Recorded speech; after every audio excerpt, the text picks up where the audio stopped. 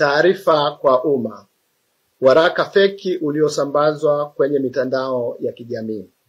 Baraza la Maaskofu Katoliki Tanzania TEC linakanusha vikali waraka wenye kichwa cha habari "Waraka wa kichungaji kusomwa katika parokia zote, vigango na jumuiya ndogondogo zote nchini Tanzania kwa wiki 10 mfululizo." Tunapenda kuwatangazia waamini na Watanzania wote kwa ujumla kupuuza kabisa waraka huo ambao haukutolewa na Baraza la Maaskofu na usio na maslahi yoyote kwa nchi yetu.